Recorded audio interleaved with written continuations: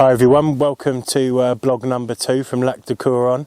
It's now the end of August, so things are turning tiny bit autumnal, certainly not cold. It's going to be 30 odd degrees again today, but the berries are out and the acorns are dropping and the conkers are around, so there's definitely autumn in the air. Thought we'd film from a different end of the lake today, so this is basically the end that you'll see when you arrive here at Lac du Coron. We call it the down wall. It's not a down wall because the lake is actually across the land as opposed to down the valley, but it acts as a dam, and I'm sure it was a long time ago. So it's a nice deep end in comparison to the rest of the lake, so you've got sort of 6, 7, sometimes 8 feet at this end, but also you've obviously got the margins from the back bank and also what will be a huge lily bed behind me here in the corner. So this is basically what will be swim number 1, yeah, it's going to be an all-rounder swim, and I think will be very popular in the winter. Definitely somewhere to keep your eye on for open water as well. I know most people will look at the awesome tree line opposite and think all 3 rods have got to go under the snags and in tight, but this is definitely an area we've seen them bubbling up big time in open water. I'm not sure if you saw the fish crash behind me, but they do seem to like the open water the whole length of the lake. So definitely something to bear in mind, especially when you're putting some bait in. Don't put all your eggs in that far tree line, but we'll come to that in the months and when we understand exactly what the fish are up to. So over the last few weeks we've basically been learning the lake really. I've done a few afternoons fishing, literally only 2 at the moment. Most of it's just been exploring the rest of the land around the lake, and then mainly trying to open up the silty channel, the shallow end down the far end from where I am now. It was totally overgrown and it was basically a mangrove.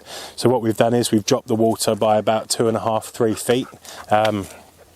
Brought most of the mangrove out of the water, so it's just basically silt at the moment, but actually quite nice silt, full of naturals, loads of snails, frog spawn, bloodworm, swan mussels. There's all sorts in there, which is why they love being down there so much. It is ram packed, but half of that mangrove area is now out of water, and I've started, and I'll show you a little bit at the end, opening up the channel, because a lot of that will actually be incorporated into the new area that we're digging out. So that will be a very, very popular swim. I'm sure it'll actually also be pretty close to the lodge. So from a social point of view and a fishing point of view, it's going to be spot on. But yeah, so that's mainly what we've been up to. Just learning the land, as I say, learning the depths of the lake, where swims are going to go, where we want to plant lilies, where we want to plant reeds, what needs to be felled, what doesn't.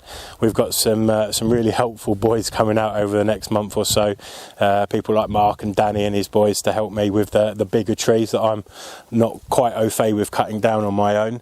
But as you'll see, I've made a pretty good effort to start with.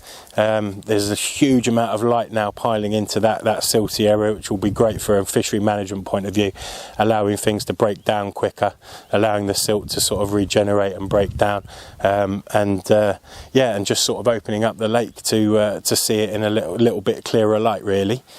So that's blog 2. I'm going to do a little bit more fishing over the next week or so, which I'll show you at the end of this after I've babbled on, and you'll see hopefully a few more of the originals. We have seen some better ones now, sort of upper doubles and I think a couple of low 20s, but it's just getting through those little commons, which are pretty ravenous.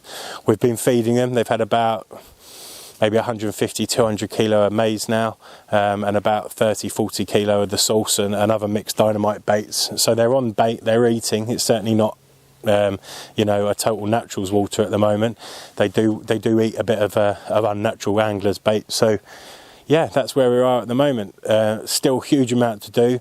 As you can see, it's all still very, very overgrown.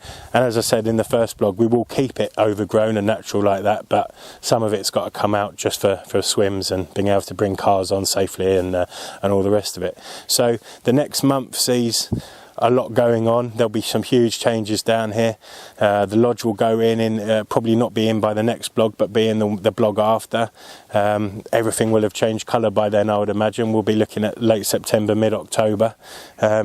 and we'll be into the next cycle of the lake, something that we're learning as well that we haven't seen before, how it progresses. The water level will be brought back up, Coron will go into its autumn state. So I hope you enjoy the shots and the bit of fishing and the cutting and stuff you're going to see at the end. Thanks for following the blog, and we'll see you in vlog number 3. Cheers.